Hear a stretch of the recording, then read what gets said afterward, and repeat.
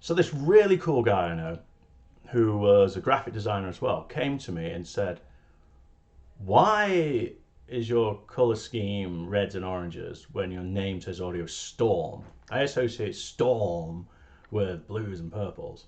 And he had a really valid point. So here's your answer.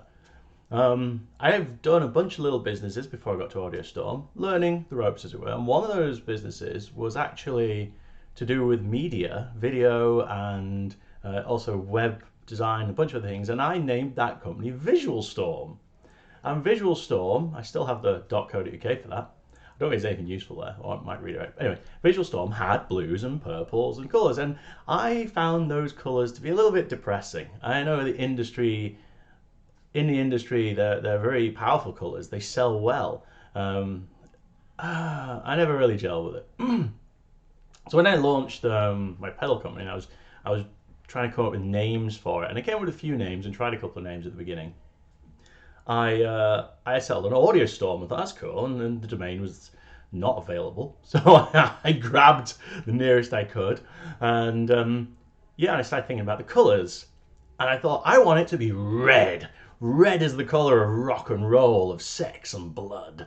But I also really didn't like monochromatic things. I wanted it to be a swathe, and so what's this gradient going to be? What are we going to have as a gradient? So I'm going to have my rock, red and roll, sex and blood and magic. And then at the other end of it, I'm going to have yellow, because I'm in Manchester.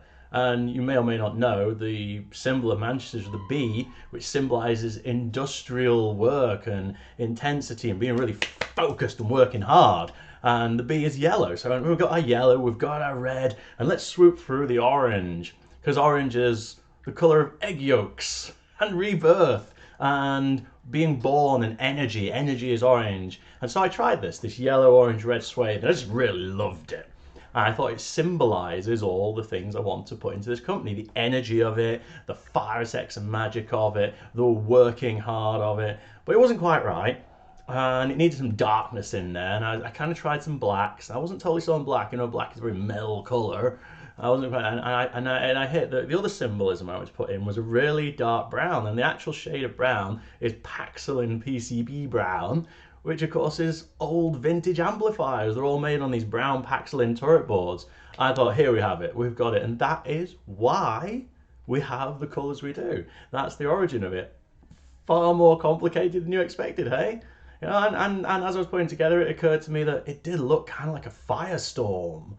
You know, we got the flames. So out of that, I started trying to come up with a little symbol, and I found a little terrible old GIF clip art drawing of something from a very long time ago, and I redrew this in my own way, and this created the fire sprite symbol, because he is the firestorm of Audiostorm. He's the fire sprite, and to make it my own, I then stuck a guitar on him, got him a little guitar and drew that, and I colorized it and added some extra colors to him. So yeah, the fire sprite of Audiostorm, the firestorm creature symbolizing the hot boxes and the dissipation of heat, symbolizing the rock, roll, the sex, the blood, the magic, the Paxilid PCBs, the industry, and the yellow of Manchester, and the yolky yellow rebirth and energy. So there you go. How cool is that? I bet you had no idea I put that much thought into a color scheme. Yeah. And if you think that's what I put, think about it. That's what I put into a color scheme. What I put into the pedals is way more depth than anyone wants to listen about.